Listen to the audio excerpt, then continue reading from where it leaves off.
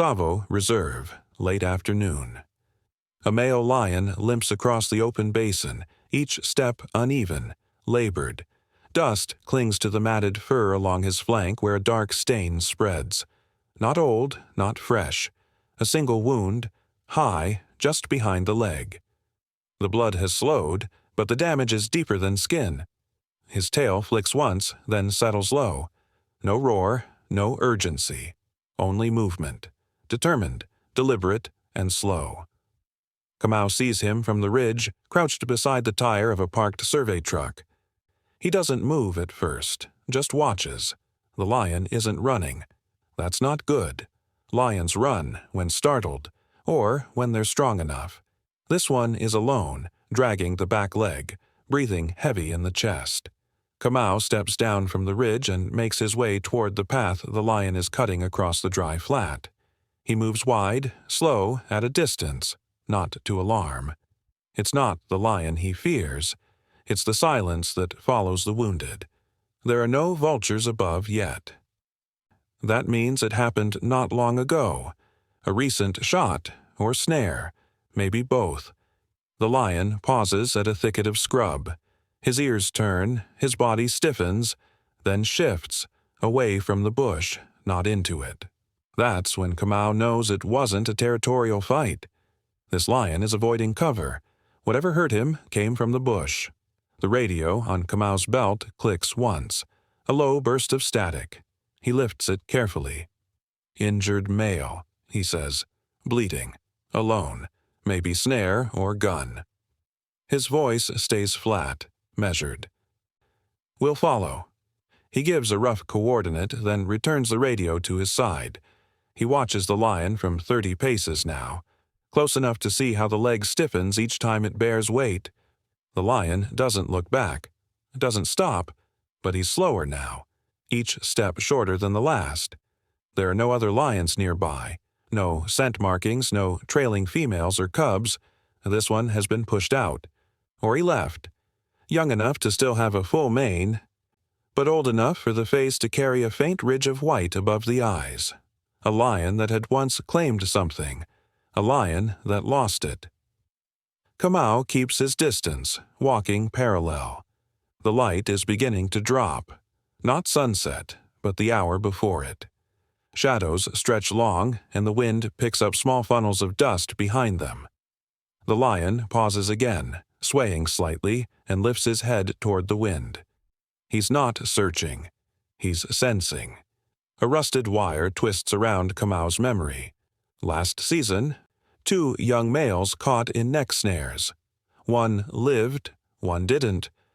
Both had wandered too close to the dry corridor between the reserve and the hills where the cattle grazed. This lion is heading that way now. If he keeps limping toward the open ridge, he'll find nothing but fence posts and rifles. Kamau cuts in, not close, but enough to angle the lion's path gently left, back toward the shallow ravine where acacia cover grows thicker.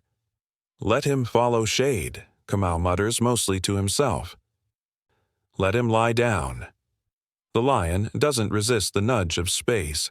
He turns slightly. Not by command, by instinct. He trusts distance more than pain now. Kamau watches him change direction, however slightly, and lets his own pace slow. The wound bleeds again as the lion climbs a short rise. It trickles down and mats the fur in a darker streak along the leg. Kamau marks it, the angle of entry, the freshness, the color. Not a snare, a bullet, likely from low, aimed upward. Someone shot him while he stood. If he lies down now, he might live. If he keeps walking, he might not. Kamau adjusts the strap of his field bag and steps forward again. Quiet, careful, always in the lion's periphery, never behind. The next hour would decide everything. A dry branch cracked somewhere behind the ridge. The lion didn't turn his head, but Kamau did. A second later, the sound came, short, sharp, and unmistakable. A rifle shot, not distant. Not echoing through the hills like the last one. This one was near, within the reserve boundary. Kamau dropped low and scanned the slope behind them. Nothing. No dust, no movement. But the lion had paused now, his body half-turned, ears lifted. He hadn't flinched, but he'd heard it too. The angle of his body changed again, tilting not toward shade but further out into the dry channel where the land opened into a bare strip of sun. Kamau reached for the radio. Shots fired. "Within range," he said, voice flat. "Lion exposed. No cover west." He gave a rough grid mark, then waited. No response yet. He kept walking, slower now. The lion stumbled once. His back leg bent too far, then caught again. A smear of blood marked the dust where he'd dragged it. The wound had opened. Kamau quickened his steps slightly, still keeping distance. The poachers hadn't missed, but they hadn't killed him either. Up ahead, the brush thinned. The lion was moving toward open ground, instinct pulling him away from whatever danger had come from behind. But he was too visible now, too slow. Kamau stopped and studied the slope to the north. A cluster of young acacia curved into a natural blind. If the lion could be turned, if his path shifted just slightly, he'd be in partial cover. From there, he might lie down. Stop bleeding so fast. He stepped wide again, cutting the space gently. The lion hesitated. His front paw sank into a patch of loose earth and he staggered sideways. One shoulder dipped low, body trembling. Then he adjusted, recovered. A second shot cracked the air. This one struck something solid. A trunk. Farther east. Kamau ducked slightly and turned his head, scanning the horizon. Still no movement. But the direction was clearer now. The poachers weren't tracking. They were scattering. Firing blind, or trying to finish what they'd started. Kamau spoke softly, not to the lion, but into the silence between them. "Don't go that way." The lion turned, only slightly, but it was enough. He angled back, one ear twitching, body sloped toward the low dip of brush where shade stretched thin and broken. Kamau exhaled once. The lion didn't see him. But he responded. Not to the man. To the shape of safety. Blood marked his path now. Small drips spaced like beads in the dirt. If he lay down soon, he might hold. But another bullet, anywhere, could end it. Kamau crouched and lifted the radio again. He's moving west, away from fire line, still bleeding. Wound open. Need team now. He didn't shout, didn't run. Any noise would scatter the lion into panic, and if he ran, he would fall. If he fell, he might not rise again.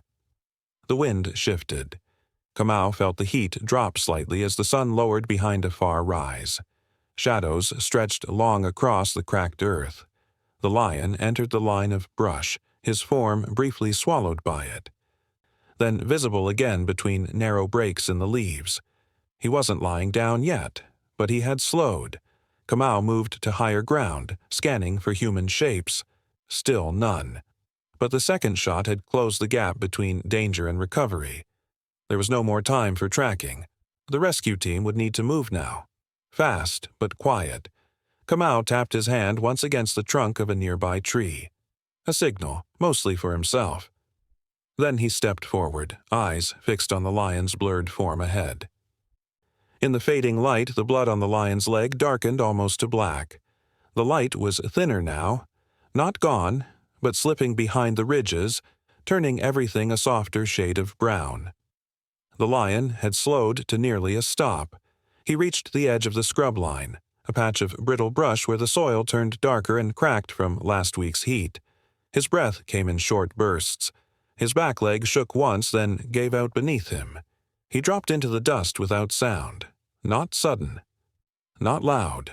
Just a slow collapse, as if the weight of the air had pressed him down. His body folded sideways, ribs rising and falling, ribs marked with streaks of sweat, dirt, and blood. His mane, once full, now tangled in dry leaves. Kamau stood still 20 paces back. He had seen lions fall before, in heat, in hunger, in death, but this one stayed alert. His eyes were open, watching, His chest heaved with each breath, but the gaze was steady. Not panicked, not distant, present. The blood was no longer just a line along the leg. It had begun to pool beneath the thigh. Not fast, but steady. Kamau stepped forward. Not directly. He circled slightly, keeping low, body open. No threat, no noise. The lion didn't lift his head, but his eyes followed. Closer now, Kamau could see the wound clearly, high on the back leg just above the joint. A small entry, no visible exit. It had bled too long. The flies had already begun to settle. "If you move again, you'll lose more," Kamau said, almost beneath his breath. The lion shifted, not to rise but to adjust. His front paw curled inward, his shoulder leaning into the ground for support. It was the movement of an animal choosing stillness, not surrender. A decision to stay down. Kamau crouched near the edge of the brush, 10 feet away now. He set his bag down gently, unzipped it without sound. Saline, gauze, a basic kit. Enough to clean, not enough to repair. That would take time. And backup. He didn't reach forward yet. The lion was too alert. Any touch too soon could spark panic. And if he fled now, the blood loss would quicken. The wound would tear wider. If he ran, he would not last an hour. Kamau radioed again. "He's down, still conscious, bleeding steady. Needs sedation soon." A reply clicked back. Brief confirmation. Help was coming, but not fast enough to stop the blood from pooling. The lion blinked slowly. The wind shifted through the brush. Dry seeds rattled against his side, catching in the fur along his ribs. A small muscle in his shoulder trembled. He did not growl, did not bare teeth. He simply watched. Kamau moved 1 inch closer, knees pressing into dry soil. The lion's ear flicked once. No protest, no retreat, just presence. The edge of Kamau's boot stopped short of the blood. He knelt slowly, arm extended, fingers just brushing the edge of his gauze. He didn't reach for the lion. He waited. A full minute passed. Then another. The lion exhaled once, long and heavy. Kamau whispered, "I'm not here to harm you." The lion's eyes held his, then dropped. There, in the half-light, they remained. One kneeling, one breathing, one bleeding, both waiting. The wind stirred dust across the ground in soft spirals. The sun fell behind the ridge, and neither moved. The headlights reached the clearing just after dusk. Soft, yellow beams that cut across dry grass and flickered through the brush. Kamau didn't stand. He lifted one hand once, briefly, and the vehicle slowed to a crawl. The lion was still down, breathing shallow. His flank had grown darker with blood, the ground beneath him faintly wet. But he hadn't moved. Not once. 2 men and a woman stepped from the vehicle. Field vets from the district unit. No rush, no raised voices. One of them carried a dart gun, the other 2 unpacked gear in silence. Kamau nodded toward the lion, still lying just inside the scrub's edge, half in shadow. The female vet approached first. She circled carefully, staying low, tracking the rise and fall of the lion's side. Then she paused. The angle was clear. No flinch, no sign of alertness, just that steady, labored rhythm of a body on the edge of giving out. She raised the dart and waited for the moment when the chest lifted again. A soft click followed. The lion did not cry out.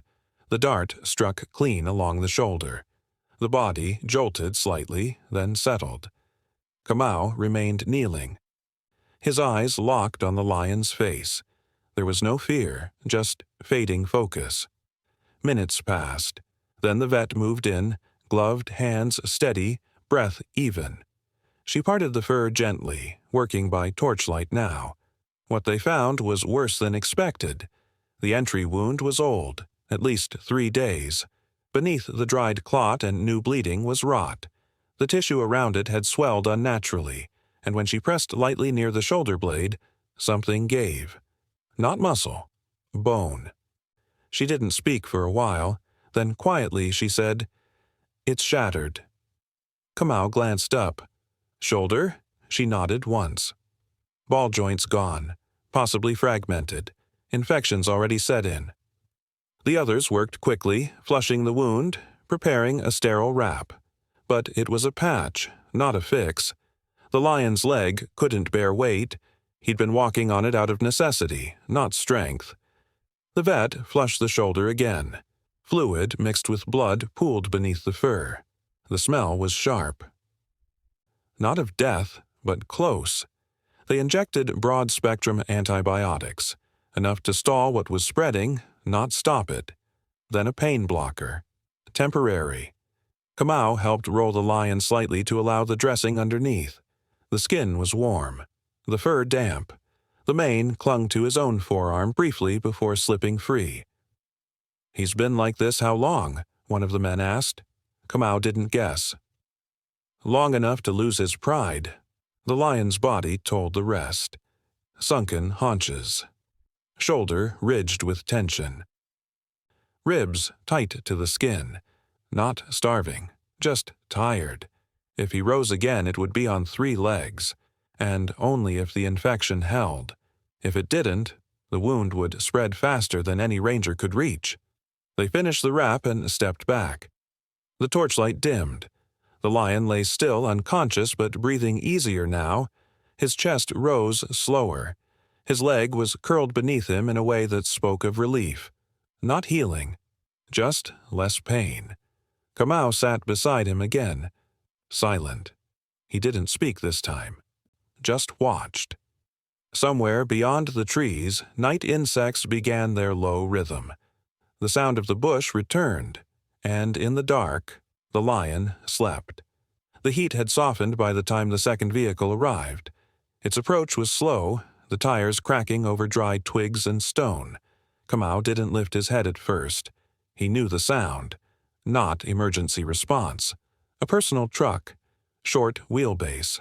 Manual engine. The kind used by rangers who'd modified their own gear over the years. Lamek stepped out without speaking. His boots met the earth with a quiet firmness, dust rising in a low swirl around his ankles. He wore no vest. Just a canvas shirt, half-buttoned, and a small med bag across his shoulder. Kamau nodded once in greeting. "You weren't on call," Kamau said quietly. "I was nearby," Lamek answered. "I heard the chatter." They walked the last few steps together toward the lion. He was still lying where they'd left him, breath steady but shallow, body angled away from the wind, as if even unconscious he understood where safety lived. The wrap had held through the night. No fresh bleeding, but the gauze had darkened at the center. Infection was still pushing from inside. Lamek knelt beside him and unzipped the med bag. No ceremony, just quiet, careful hands. Kamau explained the injection sequence, the dosage, the timeline. Lamek listened, nodding, his eyes never leaving the lion's side. When they peeled back the first edge of the wrap, a new scent lifted. The infection had thickened, but there was no spread beyond the joint. That was the only relief. Together, they cleaned the wound again. Lamek steadied the leg as Kamau flushed the site. The lion's muscles twitched once under sedation. Not pain, just reflex. Then stilled. The field notes weren't spoken, only understood. The joint itself couldn't be saved. But if the swelling reduced and the lion learned to carry weight with balance, he might adapt. If he tried to rise too soon, he'd rupture the shoulder. If he didn't rise at all, the wound would stagnate. Kamau leaned in, wiped the edge of the eye ridge gently with a cloth. Small beads of dirt had clung to the lashes. Lamek pressed a cool compress briefly against the paw pad, checking hydration. Still low. They paused, both crouched now, hands resting loosely on their knees. "He's not young," Lamek said. "No," Kamau replied, "but not finished." Lamek reached into the bag for a fresh saline line. They inserted it slowly at the foreleg, where the skin was thinner. The liquid began to drip in steady rhythm. The lion didn't flinch. They sat back again. Behind them, the sun fell lower, casting the clearing in long, angled shadows. If the lion didn't stir by morning, they would need to decide. Keep him under, risking shutdown, or rouse him early, risking rupture. But for now, the air was still. Kamau folded a spare cloth and placed it beneath the lion's jaw, lifting it slightly off the ground. A gesture, not a fix. In the silence, the sound of the drip tapped against the bottle's base. A slow clock against the quiet. The lion's chest rose again, slower, steadier now. They didn't speak again for some time. They just stayed beside him, letting the dusk finish falling. The last light caught the edge of the lion's mane, dusted it in gold, and then faded. The moon had risen by the time they began again. It hung low, full but dulled by a faint veil of dust. Kamau and Lamech worked in quiet rhythm, their movements reduced to simple tasks: rinse, steady, wrap, check. The lion lay still, but lighter now in his breath. The edge of pain dulled by the block, the sedation slowly softening. Kamau crouched beside the lion's head, one hand braced gently beneath the jawline. The heat radiating from the lion's body had begun to fade, but there was still enough to feel against the palm. His fur was matted, thick in places, thinned in others where pressure had worn it down. Lamech held a small plastic bottle. He tilted it with care, guiding the narrow stream toward the corner of the lion's mouth. A drop touched first, then another. On the third, the lion coughed, a short, dry catch in the throat that caused his head to shift slightly against Kamau's fingers. Then the tongue moved. Barely. A slow drag along the inside of the mouth. Lamech steadied the bottle and let a few more drops fall. This time, the lion swallowed. It wasn't drinking. Not yet. But it was something. They waited, watching the throat. A soft flex followed. Kamau adjusted the angle of the lion's jaw and whispered, "Easy now." Lamech poured again. This time, the lion's tongue reached forward. One slow flick against the rim of the bottle. Then another. The jaw shifted weakly, a response not to command, but to need. A few more sips followed before the lion turned his head slightly, signaling enough. They didn't push. The risk was still present. If too much entered the lungs, he could choke. If too little, dehydration would return. The wound had begun to weep again, the infection forcing fluid to the surface. Lamech unwrapped the gauze and pressed fresh cloth to the joint. Kamau leaned his weight into his own heel, stabilizing the lion's head where it rested near his boot. For several minutes, they worked with slow repetition. Saline, absorb, apply, press. The lion didn't resist. At times, his breath fluttered when the pressure reached bone, but he didn't lift his head. He didn't turn away. What remained of the old bandage was folded neatly and burned into a small pit nearby. The new dressing was thinner, not to constrict, but to support. The weight of the gauze held the joint still, nothing more. It wouldn't heal the fracture. Only time would offer that. As they worked, the sounds of the night returned around them. Crickets first, then the low chuff of a hyena far off, echoing faintly along the ridge. None of it reached the lion. His ears twitched once, then stilled. When the final wrap was set, Kamau leaned back slowly. The lion's head had shifted during the process, not away but closer. The jaw now brushed against Kamau's boot, and for a moment remained there. Not pressed, not forced, just settled. Neither man spoke. The silence held. A small breeze stirred the grass along the edge of the clearing, and the scent of crushed acacia lifted faintly into the air. The lion exhaled once, long and even, his body still against the earth. Above them, the moon moved higher. The air was still when the first movement came. Not yet light, but the sky had shifted, a faint blue edge rising behind the trees. The kind of quiet that comes only before the day begins, when even the wind waits. Kamau had been resting against a low trunk. arms folded, eyes half open.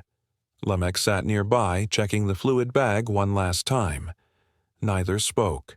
They had learned by now that the lion did not need noise, only presence. Then, a sound. Soft. A shift of weight across dry soil. Kamau turned his head. The lion was awake. His eyes opened first, slowly, then held still. He blinked once, then again. His body did not move for several breaths, only the slight tremble of his whiskers as he adjusted to the morning scent. Kamau rose quietly, stepping forward but not close. He didn't reach for the lion. He waited. The head lifted. It hovered just above the earth, neck stiff, mouth slack. The breath was shallow but even. Lamech moved to the side, cutting a wider arc, leaving space. Then, with a push from the front paws, the lion leaned forward and shifted his chest upright. It wasn't strength. It was will. The back leg dragged slightly beneath him, the shoulder angled low from the weight. He steadied himself with one paw pressed hard into the dirt. Then the other. For a moment, his ribs expanded too fast, the breath catching, legs trembling. But he didn't drop. He didn't fall back. Then, with one great pull from his forelimbs and a slow, uneven rise of the back, the lion stood. Not straight, not fully balanced, but standing. Kamau took one half-step forward and stopped. The lion's head turned. Their eyes met. No challenge passed between them. No fear. Only the raw, clear recognition of another being who had not left. The lion's flanks rose and fell. His tail lifted slightly, then dropped. He took a single step forward, weight cautious on the wounded side. The bandage held. The leg didn't collapse. Then another step. Lamech whispered, "He's choosing now." They didn't follow. They didn't guide. The lion paused at the edge of the clearing. He turned once more, not toward the trees, but toward the men. His eyes sharp, awake. Then he moved on, step by slow step, into the tall grass. He didn't roar. He didn't limp in panic. He walked, each movement a question answered, each breath a line drawn back toward life. At the edge of the bush, the last sliver of moonlight caught the heeled ridge of his mane, casting a soft silver arc across his back, and then he vanished into the brush.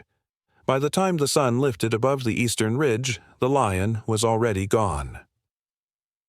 Kamau had stood at the edge of the scrub as first light filtered down through the dust. There were no tracks beyond the first few steps. The prints had faded quickly into the harder soil, but the trail of his passage remained in the small ways the bush was disturbed. One bent stalk, a shift in crushed grass, the faint press of a heavy body brushing past a narrow trunk.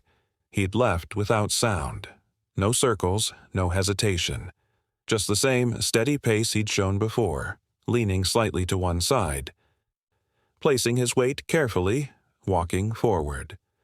Kamau and Lamech didn't follow that morning. They knew better. The lion had risen once.